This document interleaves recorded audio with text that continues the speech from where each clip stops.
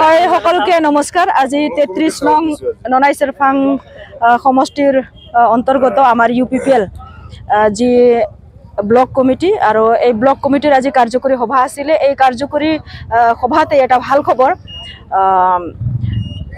দুদিন আগত অলৰেডি আমাৰ তাত আছাৰ প্ৰাক্তন সভাপতি টিংকু ওৰাং জইন হৈছিলে। আজি আকৌ 30 জনৰো অধিক BPFৰ আমাৰ লগত আজি জইনিং ল'লে। UPPL দলৰ নীতি আদৰ্শ, প্ৰমোদ বড়ো ছাৰৰ নীতি আদৰ্শ ভাল পায়।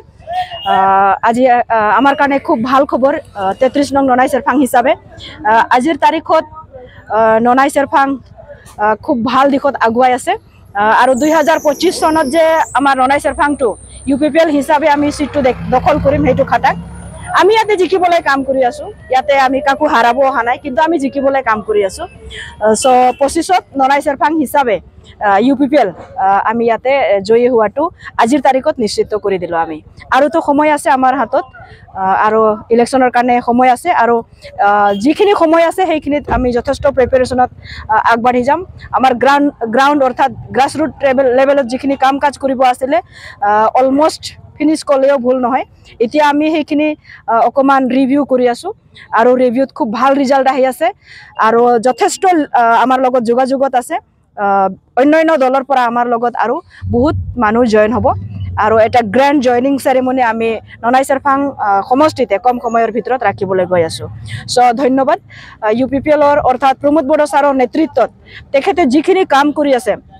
আজি হয় ননাই চেৰফাঙত আমাৰ UPPL হিচাপে কেণ্ডিডেট নাই, কিন্তু তেখেতে আমাক যিখিনি ডেভেলপমেণ্টৰ কাম BJPৰ EM তেখেতে নিজৰ এংগেলত কৰি আছে, কিন্তু UPPL হিচাপেও আমি যথেষ্ট ডেভেলপমেণ্টৰ কাম কাজবিলাক কৰিবৰ কাৰণে ইয়াতে সক্ষম হৈ আছোঁ। চ' এইখিনিয়ে আছিলে, ধন্যবাদ। হয় সকলকে নমস্কাৰ। আজি 33 নং ননাই চেৰফাং সমষ্টিৰ অন্তৰ্গত আমাৰ UPPL যি ব্লক কমিটি আৰু এই ব্লক কমিটিৰ আজি কাৰ্যকৰী সভা আছিলে। এই কাৰ্যকৰী সভাতে এটা ভাল খবৰ, দুদিন আগত অলৰেডি আমাৰ তাত আছাৰ প্ৰাক্তন সভাপতি টিংকু ওৰাং জইন হৈছিলে। আজি আকৌ 30 জনৰো অধিক BPFৰ আমাৰ লগত আজি জইনিং ল'লে। UPPL দলৰ নীতি আদৰ্শ, প্ৰমোদ বড়ো ছাৰৰ নীতি আদৰ্শ ভাল পায়। আজি আমাৰ কাৰণে খুব ভাল খবৰ।